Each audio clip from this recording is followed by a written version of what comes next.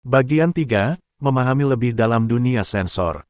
Setiap jenis sensor bekerja berdasarkan prinsip fisik atau kimia yang spesifik. Memahami prinsip ini penting untuk memilih sensor yang tepat untuk aplikasi tertentu dan memahami batas kemampuannya.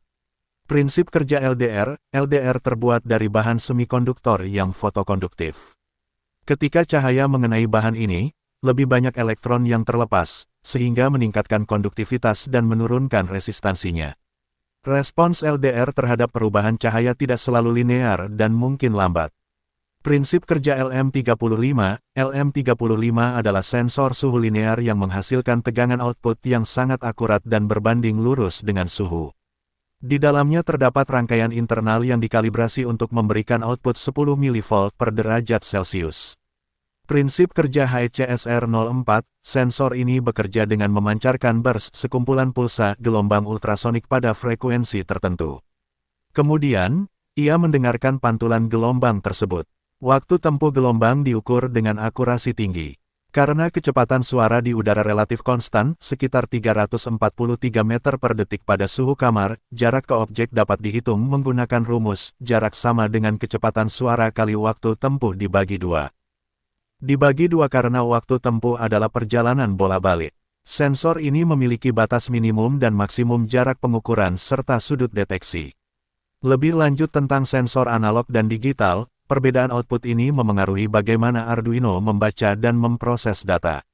Sensor analog memerlukan pembacaan melalui pin analog ADC, sementara sensor digital dapat dibaca melalui pin digital. Beberapa sensor digital menggunakan protokol komunikasi serial seperti I2C atau SPI untuk mengirimkan data yang lebih kompleks. Implikasi sensor aktif dan pasif, sensor aktif memerlukan catu daya, tetapi seringkali menghasilkan sinyal output yang lebih kuat dan lebih mudah diolah. Sensor pasif tidak memerlukan daya eksternal, tetapi sinyal outputnya mungkin lemah dan memerlukan penguatan lebih lanjut. Pentingnya kalibrasi dan akurasi. Kalibrasi tidak hanya melibatkan perbandingan dengan standar, tetapi juga bisa melibatkan penyesuaian perangkat keras atau perangkat lunak untuk mengkompensasi offset nilai output saat input seharusnya 0, atau gain perbandingan antara perubahan input dan perubahan output sensor.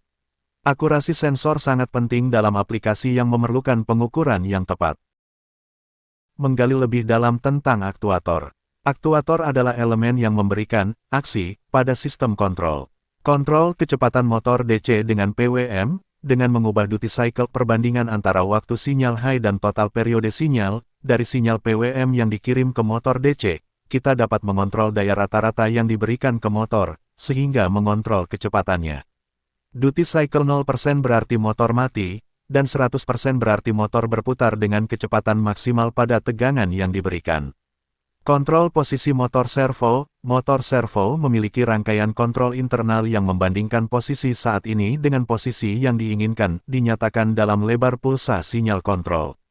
Jika ada perbedaan, motor akan bergerak hingga posisi yang diinginkan tercapai dan mempertahankannya. Relay sebagai saklar elektromagnetik, relay bekerja menggunakan elektromagnetisme. Ketika arus listrik dialirkan melalui kumparan di dalam relay, kumparan ini menghasilkan medan magnet yang menarik tuas mekanis, sehingga mengaktifkan atau menonaktifkan kontak saklar. Relay sangat berguna untuk mengontrol perangkat berdaya tinggi atau perangkat AC yang tidak bisa langsung dikontrol oleh output digital Arduino. Penting untuk menggunakan dioda pelindung saat mengendalikan relay dengan Arduino untuk mencegah lonjakan tegangan balik yang dapat merusak mikrokontroler.